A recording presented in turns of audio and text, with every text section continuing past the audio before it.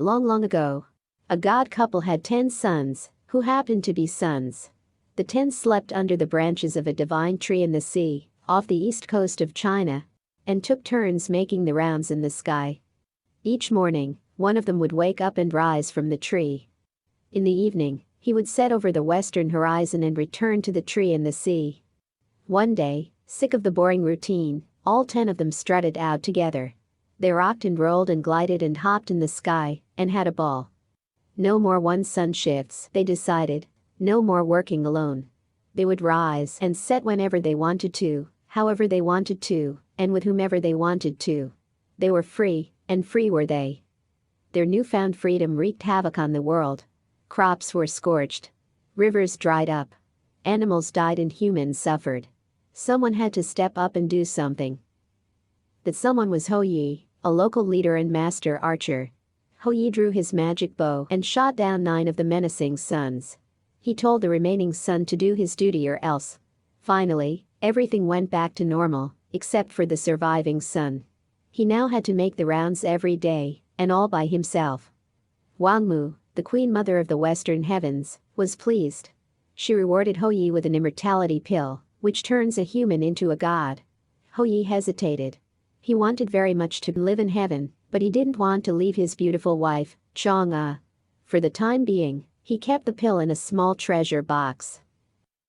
After Hou Yi shot down the 9 sons, many people came to apprentice with their hero. Among them was a bad guy. He learned about the immortality pill and set his mind on stealing it. One day, Hou Yi was out of town. The bad guy snuck into the living quarters to search for the pill.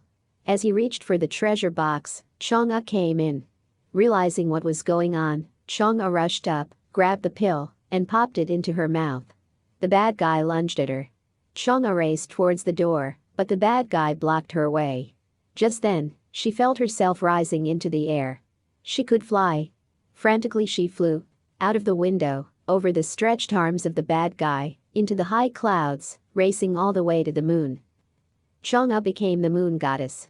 Her residence on the moon was the Guanghaian Palace, or Palace of Boundless Chill, and her job was to make longevity pills for the gods.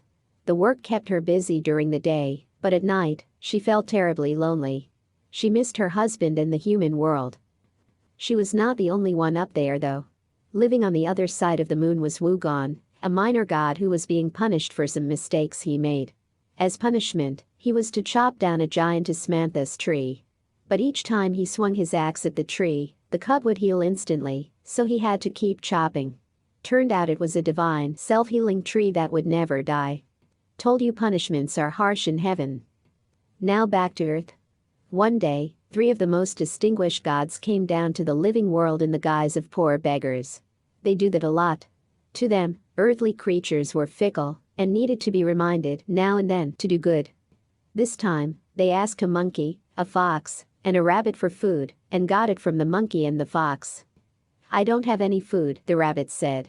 "You may eat me." And he jumped into the fire. The gods were moved. They made the rabbit whole again, and sent him to the moon to keep Chang'e company. Goddess Chang'e welcomed her little helper with open arms.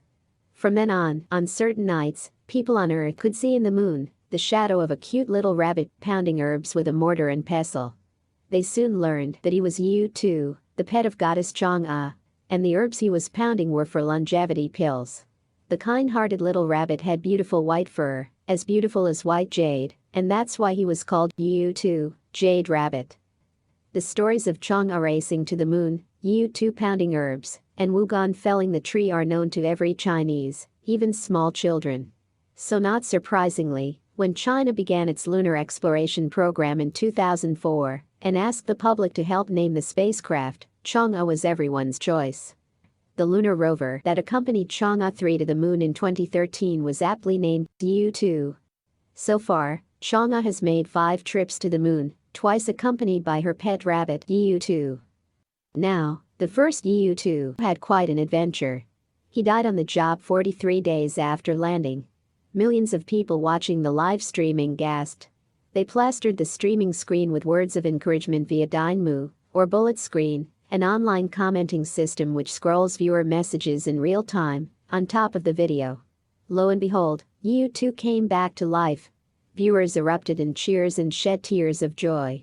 The cute little thing, dubbed Rabbit the Toughie by his adoring fans, ended up working 31 months on the moon before bidding his farewell and shutting down. His planned mission, or expected lifespan, was 3 months. Yu-2 was launched as part of the Chang'e 4 mission in December 2018. Chang'e 4 successfully landed on the far side of the moon, a first for Earthlings. While Chang'e 4 and even Chang'e 5, which was launched to bring back lunar samples, has returned to Earth, Yu-2 is still working on the moon as of this moment. His planned mission is also 3 months. Days ago he spotted a mystery hut on the horizon and is investigating it. Look at the picture on the right. Doesn't he look just like a rabbit? Chang'e and Yu-2 are not the only well-chosen names for China's space programs. Tiangong, or Heavenly Palace, is the name of China's space station, again, selected by public online vote. If you watched episode 6, you would know that Tiangong is where God of Heaven lives and conducts celestial businesses. And remember Zhurong, God of Fire? He defeated Gungung, God of Water, in episode 2. When China's spacecraft Tianwen, or Inquiring the Heavens, landed on Mars in May, it brought with it a Mars rover named Zhurong. Why Zhurong? Because the Chinese name for Mars is Huaxing, or Planet of Fire. Who else should inspect the Planet of Fire, if not God of Fire? But this Zhurong is more of a cutie pie than the rugged ancient god. After rolling out of the spacecraft, he traveled some distance to place a wireless camera on Martian soil. He then traveled back for this group photo. Trying to out-cute Yu-2? I think so. And, the way things are going, if ever a robot is needed on the moon for frustrating tasks, I am sure it will be named Wugon. Just you see.